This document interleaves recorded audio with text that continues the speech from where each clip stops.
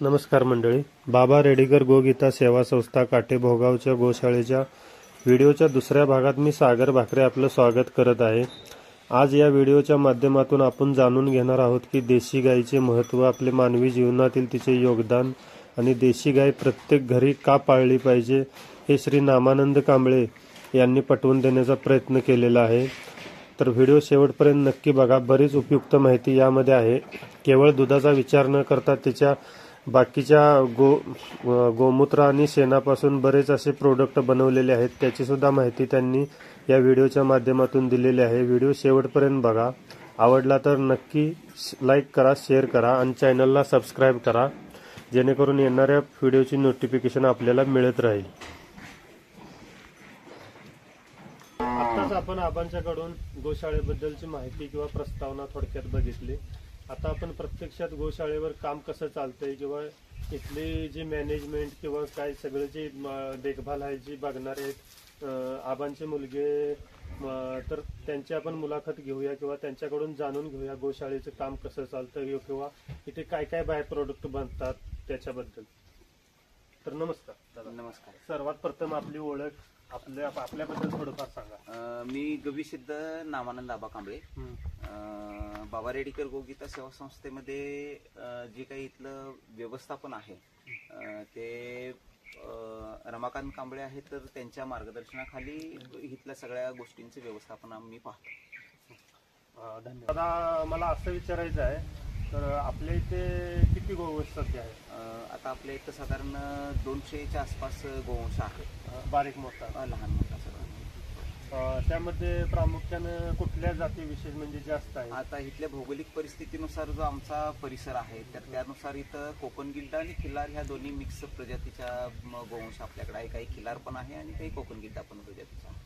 यामध्ये दुधाच्या किती, भाकड किती, असं काही ह्याच्यात आता कसं होतंय की इथं जो वेणीचा काळ जो असतो गोवंशाचा, तर तो निसर्गावर अवलंबून आहे. कारण आपल्याकडं जो हिरवा चारा वगैरे असतो तो इथं फक्त पावसाळ्यामध्येच असतो आणि जून जुलैच्या आसपास आमच्या गोवंश वेतो.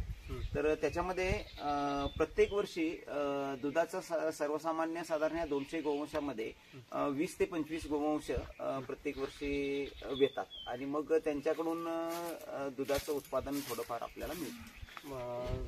थोडंफार म्हणजे तुमचा गोशाळेचा सगळा खर्च चालावा असं तर नक्कीच नसेल.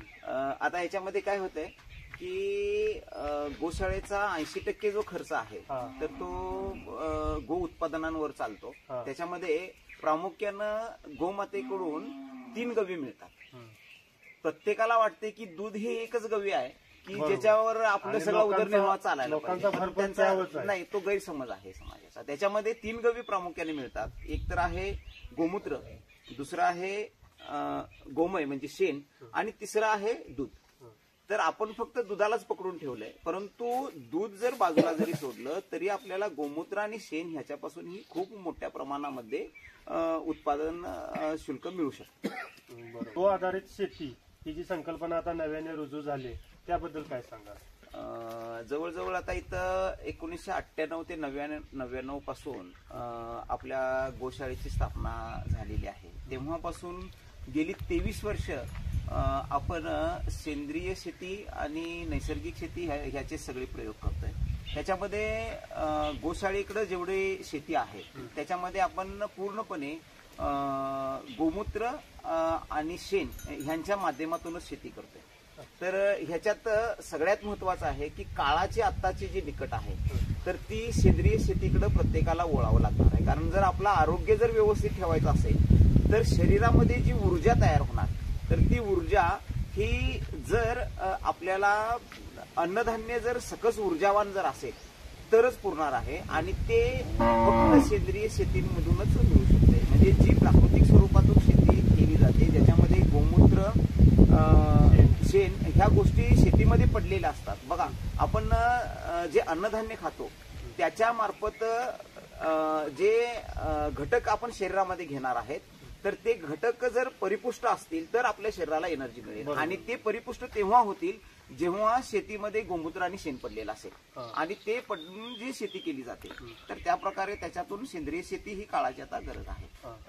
कारण रासायनिक शेतीमुळे काय झालंय, जमिनीची पाक जी उत्पादकता आहे ती नष्ट होत चाललेली आहे. त्यामुळे दिवसेंदिवस माणूस जास्तच रासायनिक खतांचा वापर करू लागल्यामुळे काही ठिकाणी तर जमिनी नापीक झालेल्या आहेत. बरोबर. त्यासाठी गाय सांभाळल्या खेरीज पर्याय नाही असं म्हणलं तर काय चालेल का? खरं आहे की जर भारतीय पहिल्यापासून तुम्ही शेतीचं जर अध्ययन केलं तर इथं गोवंश आधारितच शेती आहे.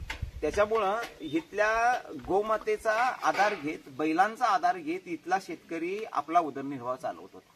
मध्यंतरी जी प्रथा झाली, प्रथा नव्हे पण मध्यंतरी जी काही घटना घडली की हरित क्रांती आणि श्वेत क्रांतीच्या पाठीमागं जी आपल्या इथली सरकार योजना लागली किंवा लोकही त्यांचा अनुसरण करायला लागली, त्याच्यामुळं आपण जे ध्येय आपलं आहे ते सोडून आपण उलट दिशेला चालत गेलो. आणि आज प्रकर्षानं त्याची जाणीव समाजाला होते की आपण खूप लांबपर्यंत उलट्या दिशेनं आलेलो आहे आणि परत आपल्या गंतव्यस्थळी जाऊन आपल्या ध्येयाकडे जाण्यासाठी आपल्याला वेळ होणार आहे. पण आता कमीत कमी समाजाला समजायला लागलंय की आपण हरित क्रांतीच्या नादाला लागून आपल्या शेत जमिनी खूपपणे नष्ट केल्या, हरित क्रांतीच्या नादाला लागून रासायनिक खतं त्याच्यामध्ये टाकली आणि जमिनी पूर्णपणे नापीक झालेल्या आहेत. काही ठिकाणी इतक्या क्षारपट झालेल्या आहेत की तिथं पिकही उत्पन्न होत नाही. परंतु त्याला जर तुम्ही मार्गावर त्या शेतीला जर आणायचं असेल तर गायीचं शेण आणि गोमूत्र ह्याच्याशिवाय बेस्ट पर्याय कुठला पृथ्वी तलावर नाही. जर समजा हे व्हिडिओ बघून जर एखाद्याला गायीचे महत्व पटले किंवा गाय सांभाळाविषयी वाटली किंवा गाय सांभाळली तर त्या गायीच्या मार्फत सेंद्रिय शेती किंवा नैसर्गिक शेती कशी करायची किंवा काय ह्याचं ज्ञान वगैरे तुम्ही देता का? किंवा एखादा आला नौका शेतकरी ज्याला काही याचे ज्ञान नाही आहे जास्त, त्याचं प्रॉपर ज्ञान घेण्यासाठी थोडीफार माहिती किंवा ओझरतं ज्ञान का असेना तुम्ही देता का? आता इथं आपल्या इथं गोशाळेत बाबा रेडीकर गोगीता सेवा संस्थेमध्ये प्रत्येक वर्षी तुकाराम बीजोत्सवाचा एक उत्सव होतो. त्याच्यामध्ये 5-7 दिवसांचे आमचे काही कार्यक्रम ठरतात. त्याच्यामध्ये सेंद्रिय शेती आणि त्याच्या संदर्भात प्रचार प्रसार ह्याचंही काही लोकांसमोर त्याचे काही शिबिरं घेतली जातात लोकांमध्ये. निशुल्क ती निशुल्क असतात. दुसरी एक गोष्ट आहे की ग्राम स्वराज्य अभियान ह्या अंतर्भूत आपण गावागावांमध्ये जाऊन जर काही शेतकऱ्यांना येता येत असेल तर त्या गावांमध्ये जाऊन सेंद्रिय शेतीच्या संदर्भात त्यांना व्याख्यानं देऊन काही प्रात्यक्षिकं पण तिथं करून दाखवलं जातं आणि त्याच्यातून ह्या सगळ्या गोष्टी समाजोपयोगी आहेत आणि समाजासाठी ह्या गोमातेकडून फ्री केल्या जातात आपल्या संस्थेच्या मार्फत. त्याच्यामध्ये कोणतंही शुल्क घेतलं जात नाही त्यांच्याकडून. सेंद्रिय शेतीच्या संदर्भात नॅडिप कंपोस्ट खत, त्याचप्रमाणे वर्मी कंपोस्ट खत, तर ह्या सगळ्या ज्या ह्या आहेत वेगवेगळ्या पद्धती आहेत ह्या शेतकऱ्यांना त्याच्यातले बारकावे शिकवण्याचा प्रयत्न करतो. काही शिबिरं इथं निवासी पण लावलेली असतात. तर ही एक आपल्या संस्थेची एक बाब झाली की निशुल्क त्यांना आपण काही गोष्टी त्यांना सगळ्याच गोष्टी ज्या आहेत त्या देऊ शकतो. दुसरी एक गोष्ट आहे की भारत सेवक समाजच्या अंतर्भूत जो advance diploma in panchagavya therapy हा एक अभ्यासक्रम येतो जो कांचीपुरम विद्यापीठमच्या मार्फत चालवला जातो. त्याची एक विस्तारित शाखा इथं बाबा रेडीकर गोगीता सेवा संस्थेमध्ये चालवली जाते. त्याच्या अनुषंगानं गविसिद्ध डॉक्टर्स बनवणं आणि त्याच्यामध्ये ही उत्पादनं शेतीच्या संदर्भातून शिकवणं हाही त्याचा एक अभ्यासक्रमातला एक भाग आहे. त्या अनुषंगानं पण त्याच्यामध्ये निवासी जे काही शिक्षण होतं सर्टिफिकेट कोर्स आहे तो तर त्याचे काही फी घेऊन त्याही शिकवल्या जातात. म्हणजे दोन्ही गोष्टी इथं आहेत, फी घेऊन पण शिकवण्याचं आहे आणि मोफती तेच ज्ञान मोफती देण्याची गोष्ट, दोन्ही गोष्टी इथं केल्या जातात. तर माझा पुढचा प्रश्न असा आहे दादा की लोकांचा जो कल आता चाललाय गिर गाय पालन किंवा साहिवाल गाय पालन याबद्दल तुम्ही काय सांगाल की बाबा गिरच गाय पाळली तर ती आपल्याला म्हणजे सुटेबल मनुष्याच्या कशासाठी आपण म्हणू शकतो उपयोगासाठी आहे, बाकीची गाय नाही असा जो काही गैरसमज म्हणजे समाजात निर्माण होतोय त्याबद्दल काय तुम्ही सांगाल? बाबा गिरच गाय पाळा किंवा काय? दुधाच्यासाठी जर पाहिलं तुम्ही तर गिर हा गोवंश दूध उत्पादनामध्ये अग्रेसर आहे. त्याचप्रमाणे साहिवाल आहे, काही कॉन्क्रीट आहे. पण निसर्गामध्ये एक संरचना झालेली आहे. ज्या ठिकाणी सकस अन्नधान्य उत्पाद होते त्या ठिकाणी प्रकृतीनं कमी दूध देणाऱ्या गोवंशाची निर्मिती केली आणि ज्या ठिकाणी सपय माळरान आहे, ज्या ठिकाणी सकस आहाराचे अन्नधान्य तयार होत नाहीत, त्या ठिकाणी जास्त दूध देणाऱ्या प्रजातींची निर्मिती निसर्गानंच केलेली आहे. तर गीर किंवा साहिवाल वगैरे ह्या जर हे बघितलं तुम्ही तर त्या ठिकाणी जसं इतर गायी जसं खिलार आहे म्हणा किंवा कोकणगिड्डा प्रजातीच्या आहेत म्हणा, तर ह्या गोवंश ज्या ठिकाणी अन्नधान्य एकदम ज्याच्यामध्ये त्याच्यातले घटक जास्त पॉवरफुल आहेत अशा ठिकाणचे आहेत.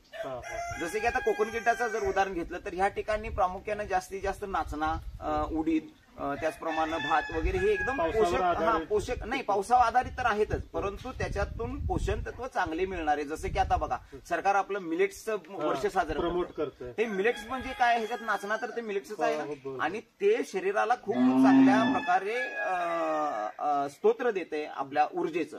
तर त्या ठिकाणी इथं जी गोवंश आहे तर ती कमी दूध देणारी परंतु क्वालिटीवालं दूध देणारी ती गोवंश आहे. हे निसर्गाचा नियम आहे. आता ह्याच्यामध्ये झालंय काय, जेवढं दूध कमी तेवढं त्याची गुणवत्ता चांगली आहे.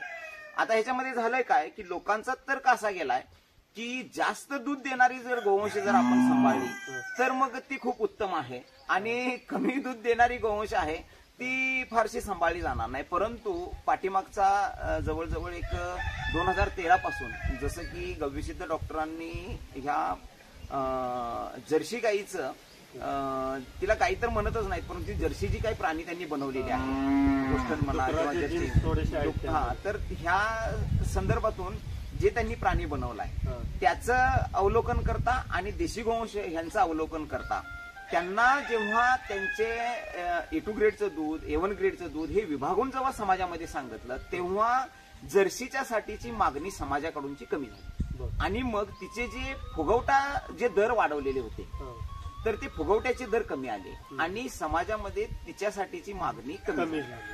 त्याच्यानंतर ती मागणी भरून काढण्याचं जे व्यापारधंदा करणारे लोक होतं त्यांनी विचार केला की त्या ठिकाणी गीर जास्त दुधाची गाय ठेवू आपण, साहिवाल वगैरे ठेवू. आणि मग त्या गोष्टीमधून झालं काय की लोकांनी त्या गायी आणण्याचा प्रयत्न केला आणि जे जर्सीच्या माध्यमातून झालं तेच गिरच्या आणि साहिवालच्या माध्यमातून होण्याचा हा प्रकार होऊ घालत आहे. तर त्यासाठी ज्या भूप्रदेशामध्ये गीर आणि साहिवाल आहे त्या भूप्रदेशाच्या मागणीनुसार ती गोवंश तिथं योग्य आहे. तिथं तिला दूध जास्त देणं ते गरजेचं आहे. परंतु ज्या ठिकाणी भौगोलिक परिस्थिती त्यांच्या शरीरासाठी अवेलेबल नाही आहे, जसे की कोकणचा भाग जर बघितला तर इकडे डोंगरदऱ्यात सगळ्यात फिरावं लागतं गायींना आणि गीरचा जर भूप्रदेश बघितला तुम्ही तर तो सपाट आहे, तिकडे त्याच्या धष्टपुष्ट शरीराला घेऊन ती फिरू शकते. तेच ह्या इकडल्या डोंगरदऱ्यांमध्ये ती फिरू शकत नाही. त्याच्यामुळे इकडच्या भागांमध्ये कोकणगिड्डा प्रजातीची म्हणा किंवा डांगी प्रजातीची म्हणा किंवा खिल्लार प्रजातीची म्हणा ह्या गोवंश इकडे फिरू शकतात व्यवस्थित. तर त्यानुसार ज्या त्या विभागानुसार ज्या त्या गायीचं महत्व प्रकृतीनं ठेवलेलं आहे आणि त्या त्या ठिकाणी त्या असायला पाहिजे. त्याच्यामध्ये लोकांनी जर भरमसाठ प्रमाणामध्ये गीर जर आणून इकडे जर स्थापित करायचा प्रयत्न केला तर हे निसर्गाच्या पूर्णपणे चुकीचं होणार आहे आणि मग त्याच्यामध्ये इथला गोवंश कुठं जाईल. निसर्गानं त्यांना ठेवलंच मुळी इथं एवढ्यासाठी की इथली भौगोलिक परिस्थिती लक्षात घेता लोकांचं इथल्याच आहे त्या गोवंशामधून कल्याण होण्यासाठी. आणि मग लोक करतायत काय की बाहेरून ती गोवंश आणणं आणि मग त्याच्यानंतर तिचं संगोपन त्या धर्तीवर न झाल्यामुळं मग ती दुधाला कमी येणं आणि मग ती 2-3 वर्षामध्येच मग निकामी होण्याच्या परिस्थितीमध्ये येणं आणि मग तिला दुसरीकडे विकणं आणि एवढा शेतकऱ्यांचा मग तो मध्ये तोटा होणं. ह्या सगळ्या बाबी होण्याच्या अगोदर आहे त्या गोवंशावर त्यांनी इथं जर चांगलं काम करून त्याचं उत्पादन घेण्याचा प्रयत्न केला. फक्त दूधच नव्हे, त्याच्या उत्पादनांपासून गोमूत्र आणि जे शेण आहे त्यांची खूप मोठी उत्पादनं बनतात. दूध हे बाय प्रॉडक्ट म्हणून वापरलं तर त्याचा बेनिफिट मिळू शकतो, परंतु गोमूत्र आणि देशी गाईच्या शेणापासून खूप मोठ्या प्रमाणामध्ये उत्पादन होतं. त्याचे आम्ही ट्रेनिंग्सही इथं देतो. ह्या व्हिडिओच्या माध्यमातून जर एखाद्या शेतकऱ्याला किंवा एखाद्या तरुणाला माझ्या घरी बाबा देशी गाय असावी असा जर मनात विचार आला आणि त्याला जर गाय हवी असेल तर ती काय आज हवी आहे म्हणून उद्या उपलब्ध होत नाही, कारण गोवंशाची संख्या आता एवढी कमी झालेली आहे की शोधून तो काढावा लागतोय. मग तसा जर एखादा तुमच्या मार्फत जर शेतकरी किंवा तरुण आला की दादा बाबा मला गाय सांभाळायची आहे तुम्ही देणार का, तर ती तुम्ही देता का, किंवा जरी दिली तर त्याच्यासाठी काय तुमच्या नियम अटी आहेत का त्याबद्दल थोडं? आता इकडून काही आमच्याकडून पूर्वी 40 एक बैल मोफत लोकांना शेतीसाठी वापरायसाठी दिलेले होते. त्याच्यात आमचे कंडिशन्स असतात की त्यांनी एक स्टॅम्प तयार करून द्यायचा असतो की त्यांनी एकतर मरेपर्यंत त्याला सांभाळतील किंवा सांभाळायला जर शक्य नाही झालं तर त्यांनी होतं तसं परत गोशाळेत पाठवतील. दुसरी एक त्याच्यात बाब आहे की नवीन काही गोवंश आमच्याकडे येत असतो. तर त्याच्यानंतर नवीन जो काही गोवंश येतो तर त्याला काही अंशी तो आता जर इथला परिसर तुम्ही जर बघितला तर आमचा जो आत्ताचा गोवंश आहे हा जंगलामध्ये आहे. त्याच्यामुळं माणसामध्ये जास्त न माणसळलेला गोवंश आहे. त्या फक्त आम्ही गोपालक आणि त्यांच्या समवेत जी काही लोक राहतील त्यांना ओळखतात. दुसरा व्यक्ती आला तर थोडंसं घाबरणं किंवा पळून जाणं त्यांच्यापासून असं करतात. तर त्याच्यामध्ये जे नवीन गोवंश जे आमच्याकडे येतात तर त्या गोवंशाला आमच्याकडे येण्याच्या अगोदर त्यांच्याकडेच थांबवतो आणि ज्या व्यक्तींना हवा आहे त्या व्यक्तींना आम्ही त्यांचा कॉन्टॅक्ट साधून देऊन ते गोवंश त्यांच्या घरी कसा जाईल ह्याच्यासाठी काम करतो. तर ह्या गोष्टी आम्ही करतो. पण त्याच्यातूनही जर समजा काही व्यक्तींना जर इकडून गोवंश न्यायचा असेल तर कंडिशन्स हे असतात की बाबा त्यांनी त्यांच्या योग्यतेचं गोवंश त्यांनी बोट दाखवेल ते मिळेल असं काही नाही. गोशाळेकडून जी काही त्यांना देता येईल तर ती गोवंश त्यांनी स्वीकारावी लागते. दुसरी गोष्ट आहे का त्यांनी मरेपर्यंत त्याला सांभाळावं लागेल आणि त्याच्यामध्ये ह्याच कंडिशन्स आहेत की त्यांनी स्टॅम्पवर लिहून द्यायचं आहे की बाबा आम्ही ह्याला कुठं आमच्या घरातून बाहेर घालवणार नाही. त्यांचा म्हणजे परिवार म्हणूनच तिचं संगोपन होईल. घरातला एक सदस्य म्हणून त्याचं पालन करू असं शपथ म्हणा किंवा स्टॅम्प वगैरे करून द्यावा लागेल. बरोबर. तर देशी गाईचं थोडंफार महत्व किंवा त्याच्या सांभाळ करताना तुम्हाला जो काय अनुभव आलाय मनुष्य उपयोगी किंवा काय त्याबद्दल थोडं सांगा. आता देशी गोवंशाचं महत्व जर म्हटलं तर खूप विषय हा गहन आहे, मोठा आहे. सगळ्यात महत्वाचा सगळ्यात त्याच्यातल्या महत्वाच्या 1-2-3 पॉईंटवर आम्ही बोलण्याचा प्रयत्न करेन की देशी गोवंश हे एकदम सूर्याची प्रतिनिधी आहे. ह्याच्यामध्ये आहे जे सूर्यमंडळामध्ये जेवढे जीव जंतू आहेत, जेवढे जीवाणू आहेत किंवा जेवढे काही जीव आहेत हे सगळे सूर्याच्या एनर्जीवर जातात. सूर्य जर नसेल तर कुठल्याही स्वरूपामध्ये जीव नसते सूर्यमंडळामध्ये. तर सूर्याकडून घेतली जाणारी एनर्जी आपणही वेगवेगळ्या माध्यमातून घेत असतो. वनस्पती त्यांच्या प्रकाश संश्लेषणाच्या क्रियेतून ती ऊर्जा घेतात आणि स्वतःचं अन्न बनवतात आणि दुसऱ्यासाठी अन्न निर्मित करतात. तीच प्रोसेस. तर तीच प्रोसेस प्रत्येक प्राण्याच्या संदर्भात येण्याच्या संदर्भात त्याच्याकडं तर काही प्राणी वनस्पतींवर अवलंबून आहेत आणि काही अंशी जर आपल्याला ती एनर्जी जर हवी असेल तर त्याच्यामध्ये गोवंश हे सगळ्यात महत्वाचं मदत करतं. आपला अन्नधान्याला निर्मित करण्यासाठी जे काही घटक लागतात सूर्याकडून येणारी तर ते विशेष करून तिच्या सूर्यकेतू नावाच्या नाडीमध्ये विशेष करून शोषून घेतले जातात. जसं की रिसिव्हर टीव्हीचा असतो अँटेना वगैरे खेचून घेत आणि लांबच्या जे काही आपल्याला प्रक्षेपण दाखवायचं आहे तर त्याचं दर्शन करवतं. तशाच प्रकारे हे एक रिसिव्हर म्हणून काम करतं देशी गोवंशाची सूर्यकेतू नावाची नाडी, जी सूर्यापासून येणारी एनर्जी आहे ती कॅच करून घेते आणि आपल्या गव्यांमध्ये पाठवते, ज्याच्यामध्ये दूध, तूप आणि माफ करा दूध, तूप, लोणी वगैरे हे सगळे घटक येतातच, परंतु दूध, गोमूत्र आणि शेण या तिन्ही घटकांमध्ये ती एनर्जी पाठवते आणि मग ती एनर्जी गव्याच्या मार्फत आपण ग्रहण करतो आणि तीच एनर्जी पंचमहाभूतांना शुद्ध करण्यासाठी पण वापरली जाते. तर हे विज्ञान जे आहे गोवंशाचं हे खूप गहन आहे की सूर्यकेतू नावाची नाडी आणि पंचमहाभूतांना शुद्ध करण्याचं तिचं काम आणि ती सूर्याची प्रतिनिधी म्हणून आपल्याला मिळणं. फक्त आपणच नव्हे तर पृथ्वी तलावर जेवढे जीवजंतू आहेत त्या सगळ्या जीवजंतूंना त्यांच्या गंतव्यस्थळी नेण्यासाठी आणि त्यांचं जीवनयापन करण्यासाठी अधिक ऊर्जा मिळवून देण्यासाठी सूर्याची प्रतिनिधी म्हणून गाय ही पृथ्वी तलावर काम करते आणि साक्षात ती सूर्य म्हणूनच आपल्या इथं अविरत आहे. त्याचा एक श्लोक आहे की नमो गोभ्य श्रीमतीभ्य सौरभेयीभ्य. प्रत्यक्षात सूर्याची प्रतिकृती सौरभेयीभ्य एवच. नमो ब्रह्मसूत्राभ्यश्चभ्य पवित्राभ्यो नमो नमः.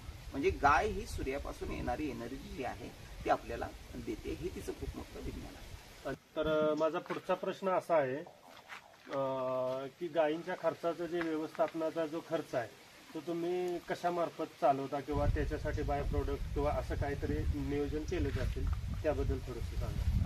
आपल्याकडचा गोवंश कोकण गिड्डा प्रजातीचा पण आहे, खिल्लार पण आहे. याच्यामध्ये दूध खूप क्वालिटीचं चांगलं असतं, परंतु आपल्याकडे जी संख्या आहे त्याच्यामध्ये दूध आम्हाला सीझनचं जेव्हा असतं आपलं दुधाचं तेव्हा 5-10 लिटर पर्यंत दूध मिळतं, 10-1 लिटर पर्यंत. कारण आम्ही दोन गोष्टी सांभाळतो. अर्ध दूधच आम्ही घेतो, अर्ध दूध त्यांचं वासराला.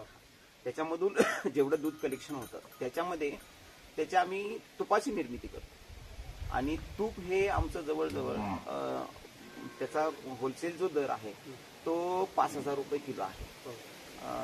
आणि त्याची औषधी जेव्हा बनतात तेव्हा तर मात्र त्याचं 15 ml तुपाला साधारण 200 ते 300 रुपयेपर्यंत त्याची औषधी बनून जाते. तर त्याच्यातून आर्थिक स्तर जो आहे तो दुधाचं खूप चांगल्या प्रकारे मिळतो. दूध डायरेक्ट विकण्यापेक्षा आम्ही त्याचं तूप करून त्याची औषधी दुधाची गुणवत्ता फार चांगली आहे. तुपासाठी काय वेटिंग आहे का? हा, आता आमच्याकडे जे तूप बनतं ते सगळेच त्याची नशिक औषधी बनते. त्याच्यामुळे आता आम्हाला तूप विक्रीसाठी तर आमच्याकडे शिल्लक नाही. जर एखाद्याला हवा असेल तर ऑर्डर द्यावी लागेल आधी. हा, त्याचं अगोदर हे करावं लागेल, सांगावं लागेल. दुसरी एक गोष्ट आहे का, हे झालं दुधाच्या संदर्भातलं. परंतु गोमूत्र आणि शेण ह्याच्यापासून शेतीच्यासाठी आपण खतं तर निर्मित करतो शेणापासून, पण गोमूत्रापासून खूप मोठ्या प्रमाणामध्ये चांगल्या प्रकारे औषधी निर्माण होतात, ज्याच्यामध्ये गोशाळेचा 80% खर्च आमचा भागतो. गोवंशाचा इथल्या चारा व्यवस्थापन करण्याचा. आपल्या गोवंश जंगलातून चरून येतात, परंतु सगळ्यात महत्वाचं उन्हाळ्यामध्ये जेव्हा आग लागतात जंगलाला तेव्हाच्यासाठी चाऱ्याची व्यवस्था आणि बाकीच्या काही गोष्टी हे करण्यासाठी, किंवा आत्ताचं पण 200 गोवंश आहे त्यांच्याकडं जवळजवळ आमच्याकडे 5-7 आम्ही सगळेजण कार्य करणारे जे काही कार्यकर्ते आहेत त्यांचं मानधन वगैरे म्हणा किंवा ह्या सगळ्या गोष्टींसाठी एक 80%चा सगळा खर्च जो आहे तर तो गोशाळेचा संपूर्ण उत्पादनावर होतो. त्याच्यामध्ये प्रामुख्यानं गोमूत्र अर्क निर्मिती ही होते, त्याचप्रमाणे गोमूत्र अर्क निर्मिती समवेत गोमूत्र घनवटी वगैरे पण होते. इथं सगळ्यात महत्वाची हे आहे की गायीची जी एनर्जी आहे सूर्याकडून येणारी ती देण्याचं माध्यम गोमाता आहे. आणि ती ज्या ठिकाणी जंगलामध्ये चरून येते कमीत कमी 6 तास सूर्याच्या एनर्जीमध्ये राहते, तर आपला संपूर्ण गोवंश आहे हा रानामध्ये चरून येतो. नॅचरल ग्रेजिंगवर जास्त अवलंबून आहे. जंगलामध्ये पूर्णपणे चरून येतं, ज्याच्यामध्ये सुद्धा एकदम खूप चांगल्या क्वालिटीचं आहे. त्याच्यामध्ये काय होतंय की शतावरी आहे, रानामध्ये आवळा, हिरडा, बेहडा ह्या वनस्पती औषधी वनस्पती, बरोबर, पुनर्नवा आहे, त्याचप्रमाणे गोखरू आहेत म्हणा, किंवा त्याला पर्यायी काही वनस्पती आहेत जसं की आपलं हे आहे काळी मुसळी आहे, रान हळद आहे. तर अशा प्रकारच्या खूप प्रचूर मात्रांमध्ये ह्या वनस्पती आहेत उपलब्ध डोंगरात, आणि ज्या खाऊन गायी येतात आणि त्याच्यामुळे त्यांच्या गोमूत्राची क्वालिटी आहे ती खूप एकदम चांगली आहे. सगळ्यात महत्वाची बाब अजून एक दुसरी आहे की आमच्या इकडं आम्ही जो अर्क निर्मित करतो तो मातीच्या भांड्यामध्ये तयार करतो, आणि त्याच्यामुळं गोमूत्राच्या औषधांना क्वालिटी येते. त्याच्यामुळं औषधी ही खूप आजारांवर चांगल्या प्रकारे गुणकारी बनतात. आणि ह्याच्यामुळं गव्यसिद्ध डॉक्टरांना चिकित्सेसाठी आमच्याकडून होलसेलमध्ये औषधी जास्त प्रमाणामध्ये जातात, ज्याच्यावर गोशाळेचा ह्या 200 गोवंशाचा जो मेंटेनन्स आहे तो आमचा 80% भागण्याचा भाग होतो. महत्वाच्या 2-3 गोष्टी राहतात आपल्या, जे त्यांना निवाऱ्याच्यासाठी किंवा मोठ्या प्रमाणामध्ये पाण्याची व्यवस्था करणं किंवा चाऱ्याची 2-3 महिन्याच्या कापून चारा आणण्याच्यासाठी, त्याच्यामध्ये आपण समाजाच्या मदतीचा भार घेतो. कारण कमी प्रमाणामध्ये गोवंश जेव्हा सांभाळू आपण तेव्हा ह्या गोष्टी हे होतात. परंतु आज जे आपल्या गोशाळेचं काम आहे हे गोशाळेचं काम हे पूर्ण समाजाचा भार उचलण्याचं आहे. बरोबर. त्याच्यामुळे समाजालाही आहे काही देणत्व की ह्या गोवंशाची त्यांनीही काही देखभाल करणं. कारण एक बाबा रेड्डीकर गोगीता सेवा संस्था ह्याच फक्त काम समाजाचं हे करण्याचं आहे असं नाही, हे समाजाची हे आहे. आणि त्याच्यामध्ये पण गोमातेला मदत करण्याचं योगदान समाजाला देण्याचं पण थोडंसं काम करतो, ज्याच्यामध्ये गोमातेचं राहण्यासाठीचा निवारा जो आहे त्याचे शेड्स आहेत म्हणा, किंवा चाऱ्यासाठी किंवा पाण्यासाठी काही लोकांकडून निधी घेऊन विहीर बनवणं वगैरे असे काही उपक्रम जे आहेत जे समाजोपयोगी आहेत आणि समाजाच्या बळावरचे आहेत ते त्यांच्याकडे वापरण्यासाठी आम्ही देतो. ठीक आहे. धार्मिक महत्वही खूप आहे. त्याबद्दल आता ह्याच्यामध्ये धर्मानंही मानणारे एक वर्ग आहे आणि त्याला सायन्स 33 कोटी प्रकारचे देव गायीच्या पोटात आहेत, असं पोटात म्हणण्यापेक्षा त्याच्या विविध अवयवात आहेत असं म्हणतात. ते काही आता ह्याच्यामध्ये हे खरं आहे की ह्याला काही झालंय की पौराणिक काळामध्ये काही प्रतिकृती म्हणून नावं दिलेली आहे. जसं एक उदाहरण देतो की गोमातेच्या शेपटीकडल्या भागामध्ये लक्ष्मी देवीचा वास आहे असं म्हणतात. आता सगळ्यात महत्वाचं बघा, जीवन जगत असताना सगळ्यात निकट जी जवळची आहे आपल्याला ती आहे आपल्या श्वासांची. श्वास जर आपल्याला 1 मिनिट जर नसला तर आपली जगण्याची कंडिशन होत नाही. परंतु अन्नधान्य हे जरी समजा 8 दिवस जरी नाही मिळालं तरी आपण जगू शकतो. पाणी पण जरी समजा 1-2-3 दिवस जरी नाही मिळालं तरी आपण जगू शकतो. पण श्वासा वाचून आपण एक क्षणी जगू शकतो. आणि श्वासासाठी आपल्या पर्यावरणातलं सगळ्यात महत्वाचं आहे का शुद्ध ऑक्सिजन असणार जे हवा आहे, ज्याच्यामध्ये ऑक्सिजनचं प्रमाण 20% ते 21% आसपास असू शकेल. असं जे ऑक्सिजनचं प्रमाण आहे, असली हवा आपल्या शरीराला, आपल्या शरीराचं फुफ्फुसांची जी संरचना आहे ती अशी आहे की 20 ते 21% आसपास मधले जे ऑक्सिजनचं प्रमाण आहे हवेमध्ये ती घेणं हवा आपल्याला उत्तम आहे. तर आता सगळ्यात महत्वाचं जे आहे ते सिटींमधलं प्रदूषण किंवा भौतिक सुखाच्या पाठीमागं जाऊन ज्या मोठमोठ्या इंडस्ट्रीज उभ्या केल्या ज्याच्यामधून कार्बन डायऑक्साईड खूप मोठ्या प्रमाणामध्ये सोडला जातो हवेमध्ये आणि त्याच्या माध्यमातून ऑक्सिजनचं प्रमाण जे कमी झालं, तर ते भरून काढण्यासाठी गायीचं शेण म्हणजे साक्षात ती लक्ष्मी खूप मोठ्या प्रमाणात उपयोगी आहे. लक्ष्मी धनसंपत्तीपेक्षा आपलं आरोग्य सगळ्यात महत्वाचं आहे. लक्ष्मी ही त्या संपत्तीच्या माध्यमातून, आरोग्याच्या माध्यमातून जर जगली तर ठीक होणार आहे. त्याच्यामध्ये 46% ऑक्सिजनचं प्रमाण आहे गायीच्या शेणामध्ये. आणि म्हणून सगळ्यात महत्वाचे जे मौल्यवान आहे त्याला आपण संपत्ती म्हणतो, त्याला आपण लक्ष्मीचा लक्ष्मी असं म्हटलेलं आहे. बरोबर की त्याच्यामध्ये ऑक्सिजनचं खूप प्रमाण आहे आणि ती पर्यावरणाला किंवा पंचमहाभूतांना शुद्ध करण्यासाठी. दुसरं एक उदाहरण दिलं जातं बघा की गायींच्या शिंगामध्ये इंद्रदेवाचा वास आहे.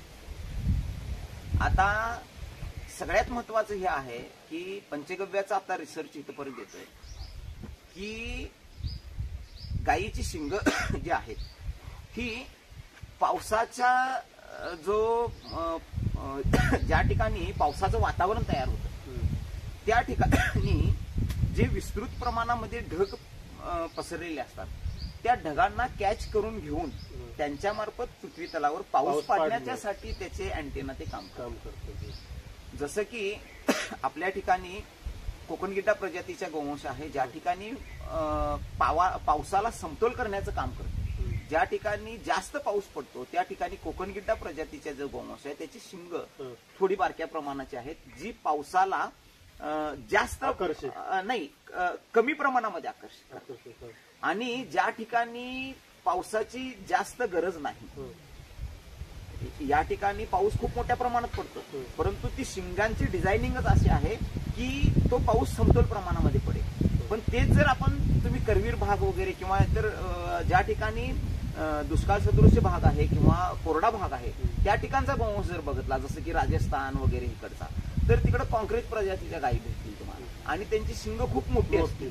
ती मोठी एवढ्यासाठी आहेत की तो अँटेना जे विखुरलेले जे ढग आहेत त्यांना एकत्र करून खेचून घेऊन तिथं कमीत कमी तरी का होणार थोडा पाऊस पडावा ह्याच्यासाठी काम करतात. त्याचप्रमाणे बघा गायीच्या शरीरामध्ये वेगवेगळ्या प्रकारे वेगवेगळ्या ठिकाणी ज्या ज्या ठिकाणी जे जी देवता दाखवले आहेत तर त्या देवता त्या प्रतिकृतीमध्ये दाखवलेले आहेत. परंतु आता आपल्याला हे भाग बघावं लागेल की त्याच्यामध्ये सायन्सच्या बाबतीतून कुठलेही घटक आहे. ज्याप्रमाणे एक हे सांगितलं जातं की गायीच्या वशिंड जे आहे ना ह्याच्यामध्ये अनएजिबल एनर्जी आहे, म्हणजे जी न दिसणारी एनर्जी आहे तर ती तिथं आहे. म्हणजे ब्रह्म ऊर्जा तिथं जास्त आहे. सूर्याकडून येणारी एनर्जी तिथं घेतली जाते आणि तिथून ती प्रसारित केली जाते. तिथं तुम्हाला ब्रह्मदेवाची प्रतिकृती दिसेल, परंतु त्याच्यामध्ये अंकुरित होण्यासाठी जी चेतना आहे तयार होणारी तर ती तिथून मिळते. त्याचप्रमाणे तिच्या शरीराच्या गळ्यामध्ये भगवान शंकरांचं स्वरूप सांगितलं जाते, नीलकंठाचं स्वरूप वगैरे. तर त्या ठिकाणी तिच्या शरीरातला असा काही भाग आहे की तिच्या खाण्यामध्ये काही थोड्याफार प्रमाणामध्ये विषारी घटक जरी आले तरी ते खेचले घेतले जातात आणि त्या विभागामध्ये तिथं पाठवले जातात. गळ्याच्या गलकंबल जिथं असते म्हणजे जी पोळी असते त्या ठिकाणी, आणि मग तिच्या शरीराचंही रक्षण होतं आणि ते ह्याचं प्रमाण जे विषाचं प्रमाण आहे ते तिच्या दूध आणि गोमूत्र गव्यांमध्ये येत नाही, तिच्या शरीरामार्फत शोषून घेत. तर असे जवळजवळ 33 प्रकारचे वेगवेगळे घटक आहेत शरीरामध्ये तिच्या वेगवेगळ्या ठिकाणी, ज्याला पूर्वीच्या लोकांनी देव म्हणून मानले गेले. आणि त्याच गोष्टीसाठी तिच्यामध्ये जी एनर्जी आहे ती जवळजवळ 6 मीटर पर्यंत तिची आभा आहे.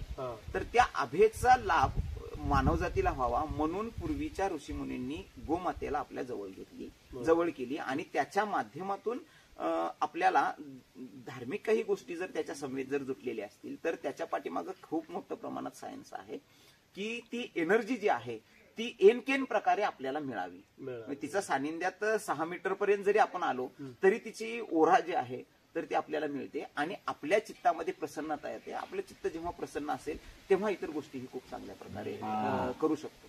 किंवा औषधी तत्वांचे पण काही घटक आहेत जसं की गोमूत्र वस्ते लक्ष्मी म्हणतात. गोमूत्रामध्ये आता देव म्हणून मांडलं तर तुम्ही धन्वंतरी, गोमूत्र वस्ते धन्वंतरी म्हटलंय. गोमय लक्ष्मी. तर गोमूत्र धन्वंतरी म्हटलं आहे.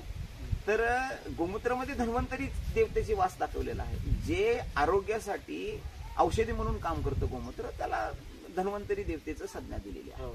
तर अशा प्रकारे वेगवेगळ्या ठिकाणी तिचे जे देवांचं स्वरूप मांडलेलं आहे ते विज्ञानाच्या दृष्टिकोनातून समाजाच्या समोर मांडण्याचंही काम आपल्या संस्थेकडून चाललेलं आहे. तर काही काही ठिकाणी आम्ही आता बघतो आहोत किंवा मी काही गोशाळांना भेट देतो तर सुद्धा नवीन आता थेरपी चालू केलेली आहे. गो कडलिंग म्हणजे गायीच्या सहवासात राहणे किंवा गायीची गळा भेट घेणे, वशिंडावर हात फिरणे, त्याला गो कडलिंग थेरपी असे या संकल्पनेला नाव दिलेलं. ते पैसे देऊनच करतात. किंवा काय काय कॅन्सर पेशंट आहेत, डायबिटीज पेशंट आहेत, ती एक रात्र बाबा गायींच्या सहवासात झोपावं म्हणून गायींच्या सहवासात झोपण्यासाठी लोक 2-2 हजार रुपये खर्च करून झोपण्यासाठी जात आहेत. तर ह्या ऐवजी गाय म्हणजे समुद्र मंथनातून निघालेलं 14वं रत्नच आहे हे आपल्या वेदामध्ये किंवा ग्रंथामध्ये त्याची वर्णन केलेलं आहे. तर एवढं करण्यापेक्षा जर 1-2 गाय जर आपल्या घरात सांभाळली तर चांगलंच आहे. याबद्दल काय म्हणजे योग्य आहे काय? हे बघा, आता गोवंशाचे जसं मी मगापासून सांगितलं की 3 गव्य मिळतात जे दिसणारे आहेत. अदृश्य गव्य पण दुसरे भरपूर आहे. त्याच्यामध्ये एक महत्वाचं आहे गोमूत्र, शेण आणि दूध, हे 3 झाले. 4थं जे गव्य आहे ते स्पर्श. जी कॉस्मिक एनर्जी तिच्यामध्ये आहे तर ती स्पर्श केल्यानंतर किंवा तिचं सानिध्य प्राप्त केल्यानंतर आपल्याला मिळते. आपण तिच्या जवळ जरी गेलो आणि तिच्या पाठीवरून कनाट्यावरून फक्त हात जरी फिरवला तरी लो बीपी हाय बीपी असणाऱ्या लोकांना पण त्यांची बीपी नॉर्मल स्थितीवर येते. नुसता तिच्या पाठीवरून हात फिरवल्यानंतर म्हणजे तिच्यामध्ये जी कॉस्मिक एनर्जी आहे ती तिथून ट्रान्सफर होते. स्पर्श केल्यामुळे किंवा काही अंशी तिच्या सानिध्यात गेल्यावर पण जवळजवळ 6 मीटर पर्यंत तिची आभा असते. तर त्या आभेच्या आत आपण प्रवेश केल्यानंतर तिच्या जवळ जेवढं जाऊन निकटता प्राप्त करू तेव्हा ही कॉस्मिक एनर्जी जी आहे किंवा स्पर्श जे गव्य जे आहे स्पर्श गव्य ते आपल्याला मिळतं. आणि मग त्याच्यातून आपल्या शरीरामध्ये चांगल्या प्रकारचे तरंग, चांगल्या प्रकारची आपली ही आभा जी आहे ना ती निगेटिव्ह आभा जरी असेल तरी ती आपली चांगल्या प्रकारची पॉझिटिव्ह मध्ये कन्वर्ट होते. तयार होते. आता काही काही दमा पेशंट जे आहेत ते सुद्धा गायीच्या पुढ्यात झोपण्याची थेरपी वगैरे यूज करतात. कारण गाय ऑक्सिजन घेते आणि ऑक्सिजन सोडते. याबद्दल काय? गोमूत्र आणि शेण जे आहे ह्यांचा जो गंध आहे ह्याच्यामुळं टीबीचे जीवाणू मरतात. त्याच्यामुळं पूर्वीपासून बऱ्याच चिकित्सा पद्धतींमध्ये बरेच लोक जे टीबीचे रुग्ण आहेत तर त्या रुग्णांना गायीच्या गोट्यामध्ये त्यांची व्यवस्था करतात, ज्याच्यामध्ये त्यांचा 5-6 महिन्यांची चिकित्सा पंचगव्याची जर चालली तर त्यांचा टीबी पण समूळ नष्ट होतो. सकाळपासून ते संध्याकाळपर्यंतची दिनचर्या कशी असते त्याबद्दल आता ह्याच्यामध्ये त्यामध्ये तुम्हाला मदत कुणाकुणाची होते रोजच्या दैनंदिन कामासाठी ते थोडंसं. इकडं आता आम्ही 5-6 जण व्यक्ती तर आहेच. 2-3 विभागांमध्ये काम केलं जातं. एक जे आपल्या संस्थेचं रेकॉर्ड आहे म्हणा, किंवा संस्थेची जी बाह्य कामं आहेत, जे प्रसार माध्यमांमध्ये जाणं किंवा लोकांमध्ये प्रसार करणं, ह्याच्यासाठी रमाकांत कांबळे म्हणून आहेत. तर ते हा सगळा बाहेरचा भाग बघतात, किंवा बाहेरील जी काही कामं आहेत, किंवा तुम्हालाही कॉन्टॅक्ट साधून त्यांनीच आणण्याचा प्रयत्न केला इकडे, की बाबा हे सगळं समाजासमोर जाणं गरजेचं आहे. आणि मग कळणं महत्वाचं आहे. त्या गोष्टी त्यांनी पाहतात.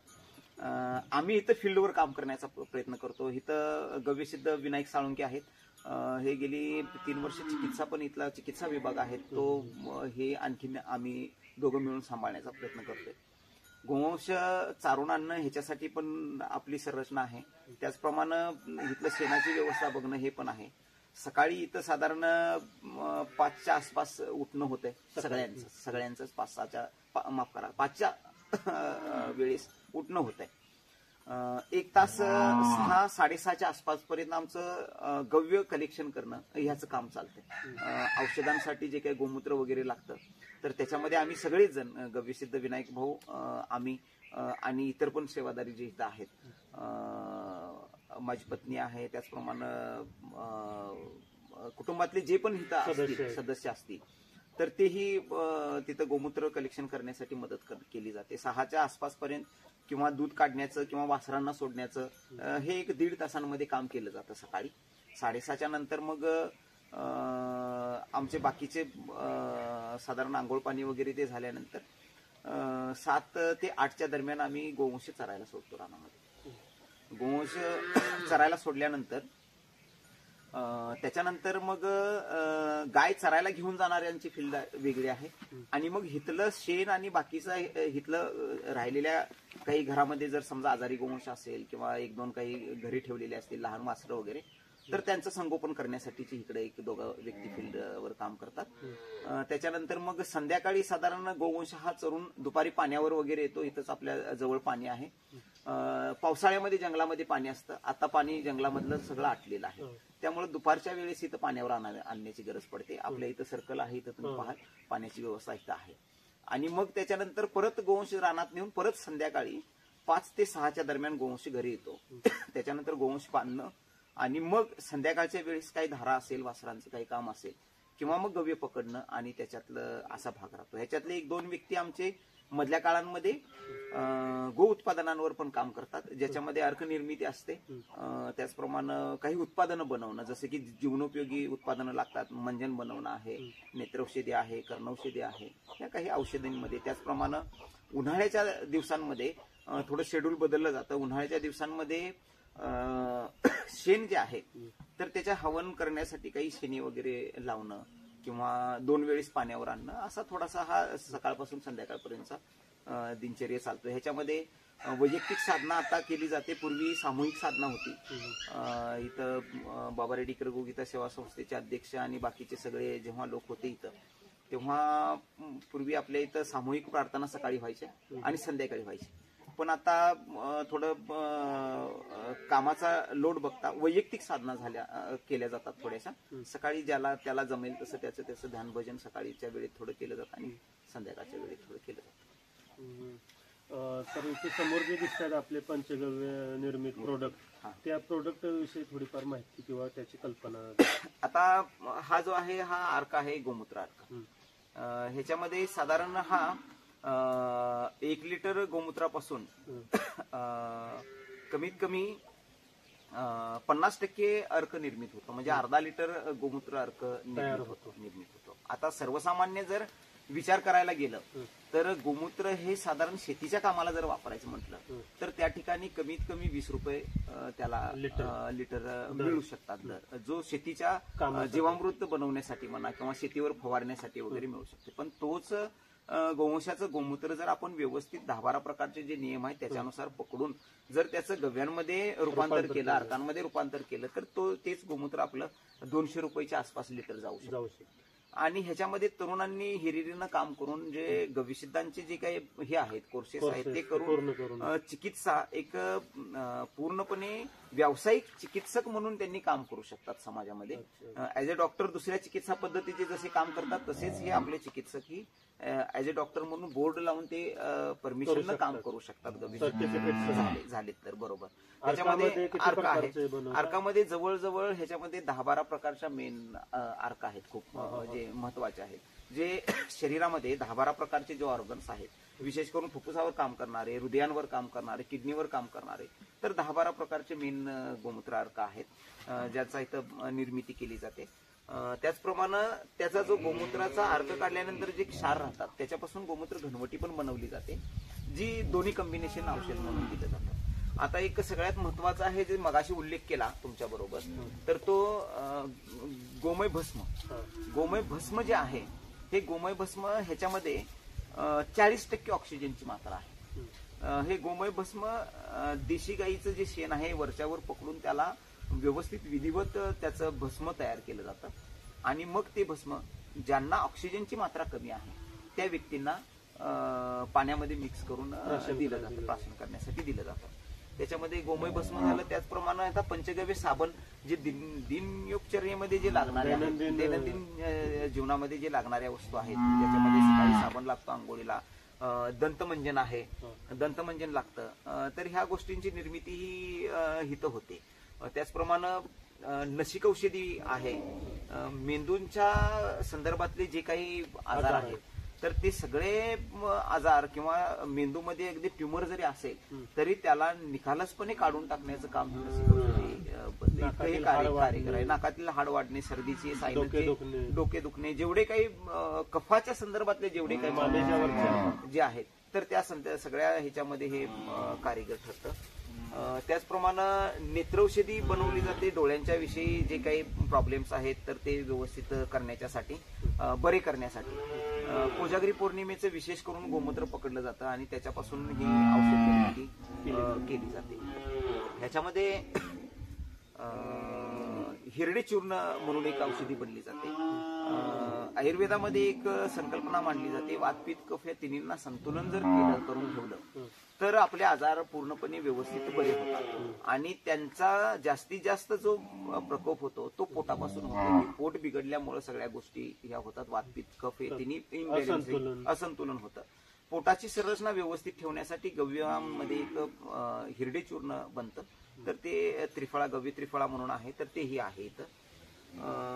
अशा प्रकारे वेगवेगळ्या औषधी उत्पादनं पंचगव्यातून बनतात. त्याचप्रमाणे धूपकांडी, तसंच काही प्रमाणामध्ये अगरबत्ती, तसंच हवनासाठी गोमयकंडी, तर ह्या सगळ्या उत्पादनांचं इथं दिवसभरात 1-2 व्यक्ती, विनायक भाऊ त्या सगळ्या गोष्टींचं संचलन करतात. औषध निर्मितींचा विभाग त्यांच्याकडे आहे, तर तेही इथं सगळे औषध निर्मिती वगैरे करतात आणि चिकित्सेचा विभाग पण ते पाहतात.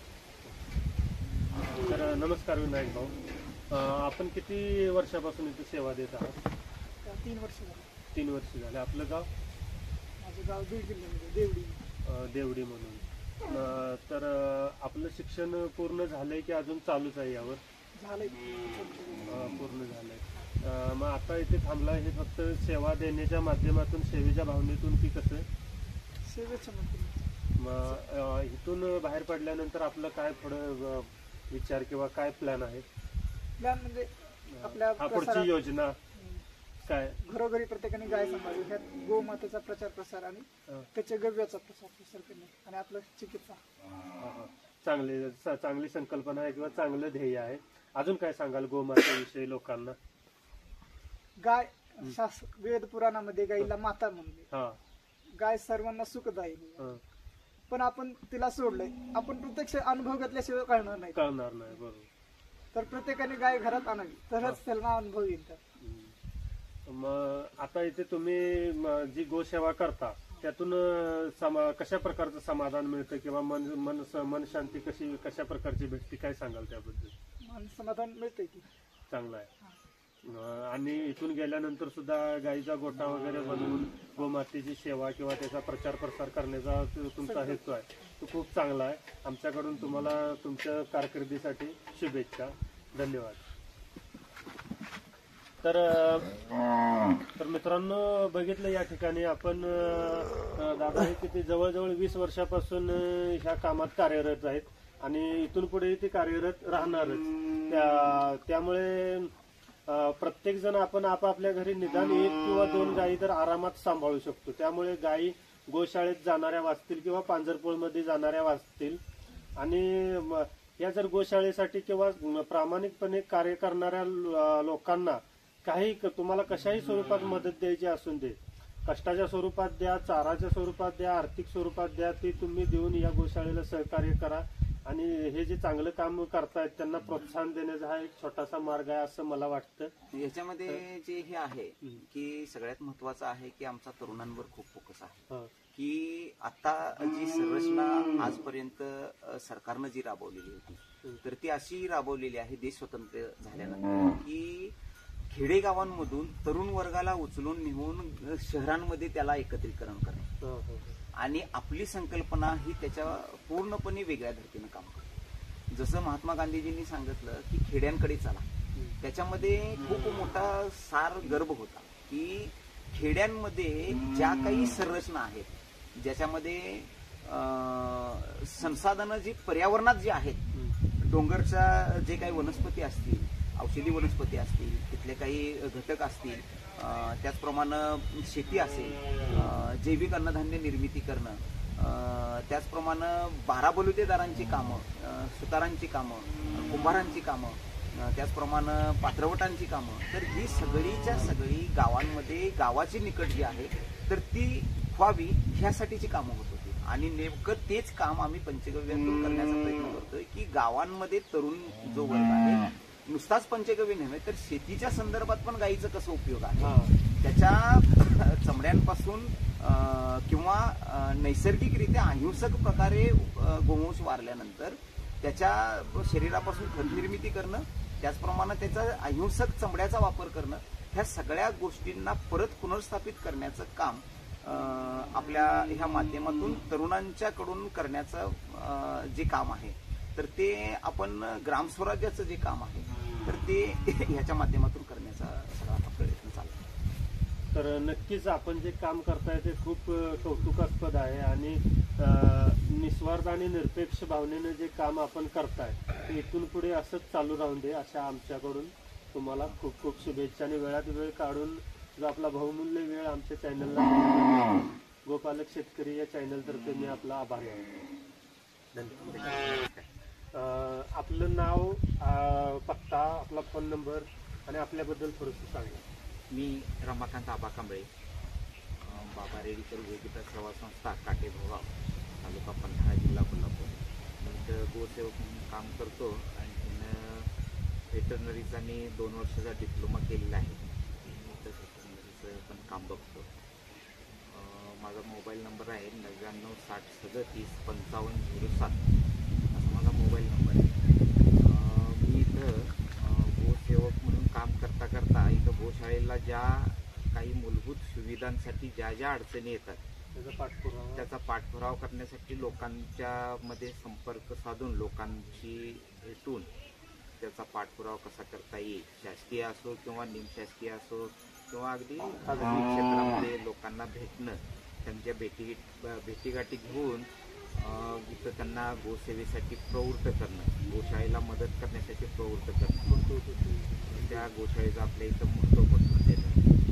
तर असं सगळं थोडंसं मी काम करीत असतो. किंवा मग इथं असणारं जे ऑडिटची कामं असतात तर ते ऑडिटचे लिखापडीची सगळी कामं मी बघित असतो. ऑफिशियली जी कामं आहेत ती कामं मी सगळी इथे बघत असतो. म्हणजे थोडक्यात गोशाळेच्या बाहेरचं जे काम आहे ते सगळं तुम्ही बघतात. हां, गोशाळेला सपोर्टिंग जे आहे, जे आपण काय म्हणतो त्याला, स्पॉटवरती न थांबता बाहेर, हां, ग्राउंड लेवलवरती न थांबता बाहेरची जी कामं असतात ती मग शक्यतो सगळी. किती वर्षापासून ही सेवा देताय तुम्ही? गेल्या 1999 पासून 23-24 वर्ष आपण इथं गोशाळेच्या माध्यमातून सेवा बजावतात. पंचगव्याचे प्रोडक्ट आहेत हा व्हिडिओ बघून जर कोणाला वाटत असेल आपलं गोमूत्र अर्क किंवा इतर पंचगव्य प्रोडक्ट मागवावे तर त्याची तुम्ही होम डिलिव्हरी किंवा संपूर्ण महाराष्ट्रात वगैरे देण्याची सोय अशी काही केलेली आहे का, आणि केली असेल तर काय प्रोसेस आहे त्याची ती जरा सांगा. आपल्या गोशाळेमध्ये जी पंचगव्याची जी उत्पादनं जी तयार होतात ती आम्ही कुरिअर किंवा ट्रान्सपोर्टनी त्यांना पोचवायची व्यवस्था करतो. समजा त्यांच्या त्या प्रॉडक्टची किंमत त्यांनी आपल्याला अगोदर दिली तर आम्ही त्यांना ते ट्रान्सपोर्ट आणखीन कुरिअरनी पाठवायची व्यवस्था करतो. जर कोणाला जर प्रॉडक्ट जर हवे असतील तर 87 88 80 79 44 या क्रमांकावरती कृपया संपर्क साधावा अशी मी त्यांना विनंती करतो. तर मंडळी बघू शकता इथे तुम्ही बाबा रेडीकर गोगीता सेवा संस्था या संस्था गोशाळेच्या गायी नैसर्गिकरित्या चरण्यासाठी येत आहेत आणि त्यांचं खाद्यच हे आहे. त्यांना एक्स्ट्रा फिडिंग किंवा काय असं काही नसते. निसर्गातून चरून, डोंगर दऱ्यातून चरून, रानामाळातून ज्या काय औषधी वनस्पती खाऊन जगलेले आहेत त्यामुळे ह्यांचं गोमूत्र किंवा शेण हे अगदी म्हणजे अगदी आयुर्वेदिक क्वालिटीचंच मिळते आणि त्यापासून तयार केलेले उत्पाद हे नक्कीच पूर्ण 100% आयुर्वेदिक म्हटलं तरी काय वावगं ठरणार नाही. तुम्ही बघू शकता किती जास्त संख्येने गाय आहेत या, आणि यात अजून लहान वासरांचा समावेश नाही आहे. ती शेडमध्येच असतात कारण लहान वासरांना एवढा प्रवास शक्य नाही म्हणण्यापेक्षा त्यांची फरफट होते. काही चांगल्या क्वालिटीचे वळूसुद्धा आहेत. आता हा गिरमध्ये सर्वात जास्त आढळणारा रंग आहे बघा, काबरा रंग, त्या रंगाचा वळूसुद्धा इथे आहे. हा कोकण गिड्डा जातीमध्येच आहे. प्रत्येक क्वालिटीचा वळू आहे इथे. हा समोर बघताय काळ्या रंगाचा वळू, किती जबरदस्त.